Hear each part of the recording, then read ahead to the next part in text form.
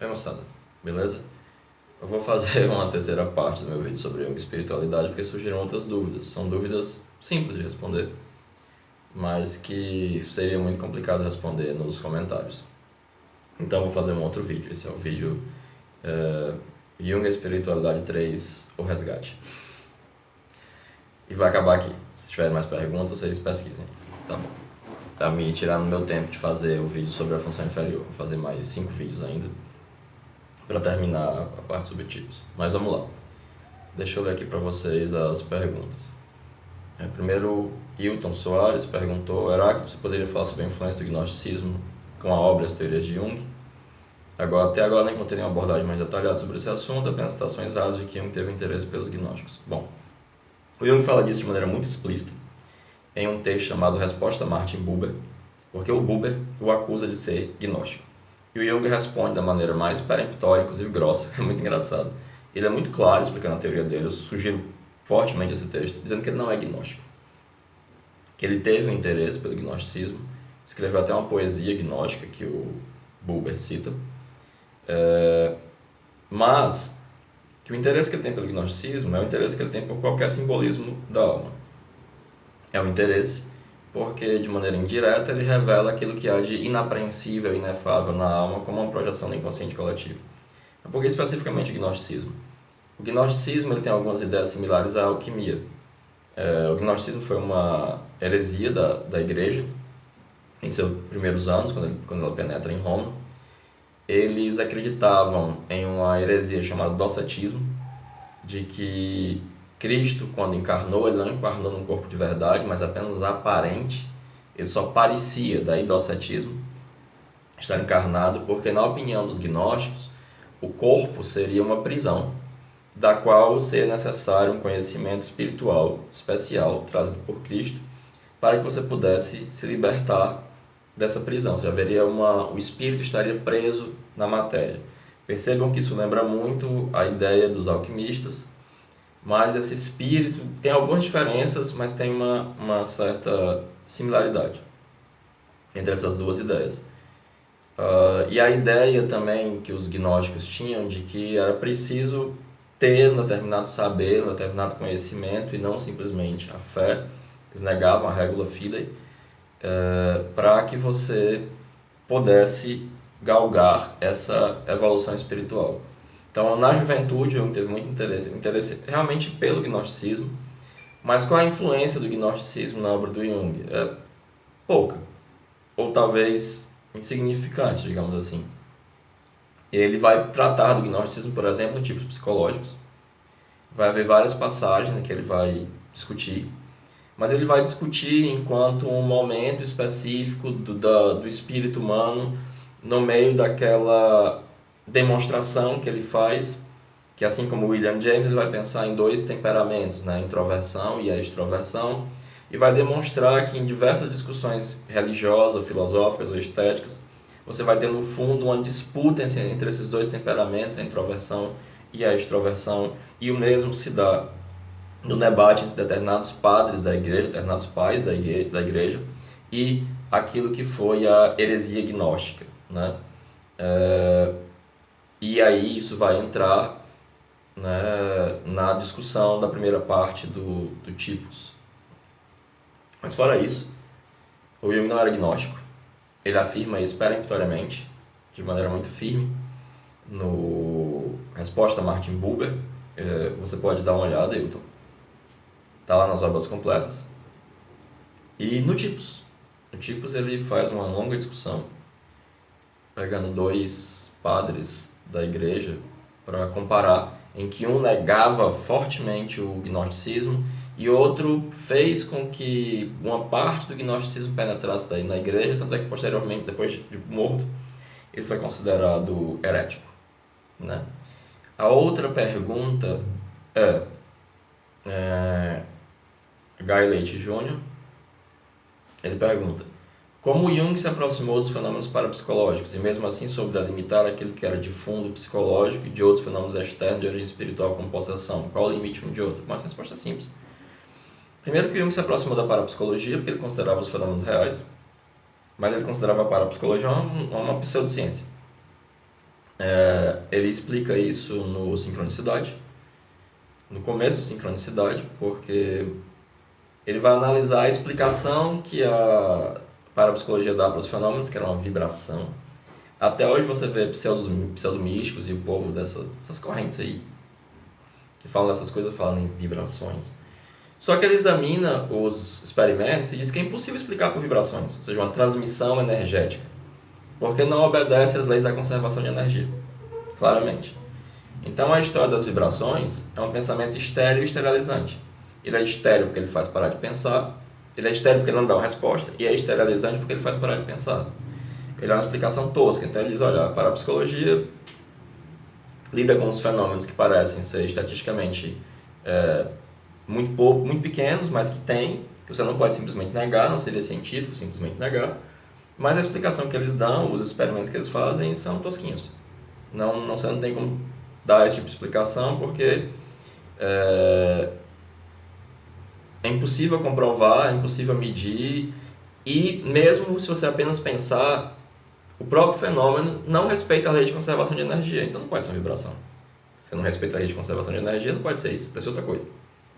E ele vai pensar o fenômeno da sincronicidade. No que diz respeito a como separar o que é um fenômeno externo do que é um fenômeno psíquico, você só não separa. Porque assim, eu não me interesso se uma possessão demoníaca é de fato provocada por um demônio. Porque eu não tenho como empiricamente constatar ou não a existência de demônios. Se eu digo que demônios existem, eu estou fazendo uma afirmação metafísica. Se eu digo que demônios não existem, estou fazendo uma afirmação metafísica. E o Jung professa um agnosticismo kantiano, a partir do próprio Kant. E o que acontece? Tendo ou não tendo um demônio, eu só tenho como percebê-lo de maneira psíquica. Então, mesmo que haja um ens metafisicamente existente, que seja um demônio, ele só vai se manifestar psiquicamente. E a manifestação psíquica daquilo que o Jung entendia como complexos, né, que são a imagem de uma situação de grande carga afetiva e emocional que funcionam como uma personalidade parcial, vai se comportar exatamente como as antigas descrições de possessão demoníaca. Então não tem essa de o que é um fenômeno realmente de possessão demoníaca e o que é um fenômeno psíquico. Os dois, se é que tem o segundo, são psíquicos e só podem ser psíquicos, só podem se manifestar psiquicamente, porque a gente vive imediatamente apenas numa realidade psíquica. Então não faz sentido fazer essa distinção, né? Até porque uma ideia, para ser real, basta existir. Então, independente se tem ou se não tem demônio, existe uma imago psíquica do demônio. E essa imago psíquica é real. E sempre que o Jung está falando de possessão demoníaca, ele está falando desta imago psíquica. E o que é possessão para o Jung? Maria von Franz explica isso. A possessão é estar identificado à imagem arquetípica luminosa. Se há algo para além disso, se essa imagem arquetípica luminosa de um demônio significa de fato um ens metafisicamente existente, eu não sei, nem posso saber e nem me interessa. Justamente por não poder saber. Obviamente, determinadas manifestações arquetípicas vêm acompanhadas de fenômenos de sincronicidade, em que a matéria parece se comportar como se fosse psíquica. E o Jung afirma, von Franz eu acho, que antes, supersticiosamente, se considerava isso uma causação mágica. Mas o Jung vai explicar por meio da sincronicidade, que nada tem a ver com uma causalidade mágica. Então, essa distinção, ela só perde o significado. Eu não procuro fazer a distinção do que é uma possessão demoníaca de verdade e o que é só psíquico. Tudo é psíquico e o psíquico é de verdade. Na verdade, o psíquico é o supremamente real. Inclusive, o Jung fala que aquilo, no volume 8, Natureza da Psique, recomendo fortemente a leitura, que aquilo que o primitivo chamava de mágico é justamente o que hoje nós chamamos de psíquico. Né? E ele vai discutir, por exemplo, no volume 8 também, sobre a crença nos espíritos, justamente a partir disso. Porque, por exemplo, a crença nos espíritos. Para o primitivo, quando ele pensa, esse pensamento ele é tão autônomo que ele aparece como visão, como quase de maneira alucinatória. E o fato de alguém morrer não significa que a imagem psíquica dela, a memória, as lembranças, os afetos desapareçam. Eles só perdem a contraparte física, que a gente supõe que existe. Porque tudo que nós temos é a realidade psíquica, são as imagens psíquicas daquele indivíduo. E aí quando eu lembro dele, no caso da mentalidade primitiva, no sentido de arcaica, no sentido de primeva, no sentido de primordial, vai aparecer de maneira alucinatória. E aí eu vou crer na presença de espíritos.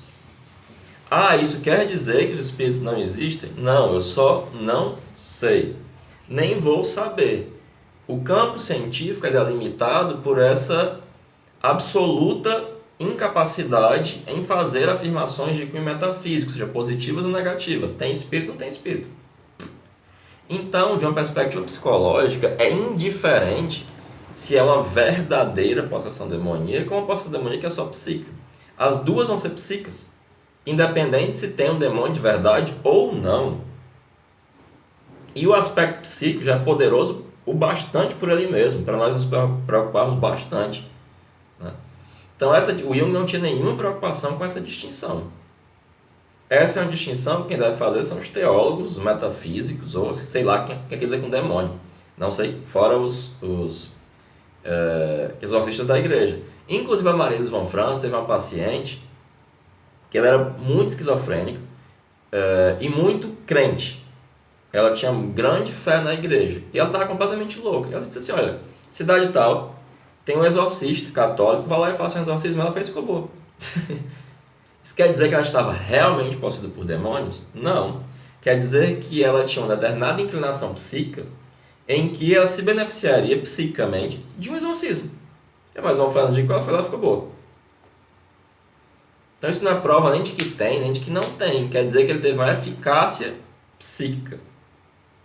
E é isto que realmente importa. Porque se tem, se não tem demônio, eu não sei e eu nem vou saber. Mas mesmo que existisse um demônio, ele só poderia se manifestar psicamente. Independente de ter um ente metafísico realmente existente que seja o demônio, há uma imago psíquica que é real, que é um demônio. E é com isso que eu lido, com a imago. Não com a coisa em si, com o demônio em si, ou sei lá, o espírito em si, isso não me interessa. É tudo psíquico. E é tudo que eu tenho acesso imediato. E mesmo que eu lidasse com o demônio, eu lidaria de maneira mediada pelo psíquico. Então, não há necessidade, do ponto de vista do Jung, de fazer esta distinção. Não sei se fica claro, né?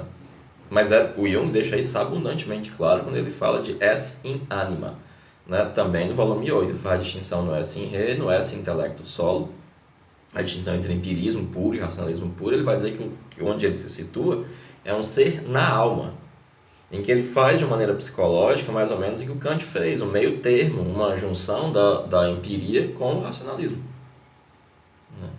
Que dá uma posição epistemológica sui generis para a psicologia, ao menos para a psicologia dele. As outras eu não sei e nem me interessa. Até me interessa porque eu dou aula disso. Mas eu tenho que dizer aqui que não me interessa, porque no fundo não me interessa. Mas eu dou aula disso, eu sou epistemólogo, eu tenho que falar sobre essas coisas. Mas a minha resposta é a resposta do Jung, né? Não sei, não me interessa, e vou sempre tratar como sendo psíquico, porque sempre vai ser. Não tenho acesso a nada extra-psíquico. Ok? Então, essa é a resposta para as perguntas que vocês me fizeram. A influência do gnosticismo é exígua. Ela é mais um simbolismo cultural que aparece na obra do Jung, simbolismo religioso, é o que ele chama de etnopsicológico. E essa distinção tem, mas está faltando, né? Não interessa, não se faz.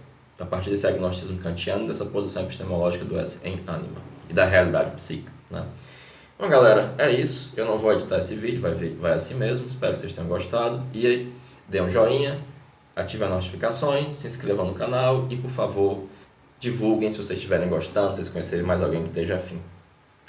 Valeu, falou!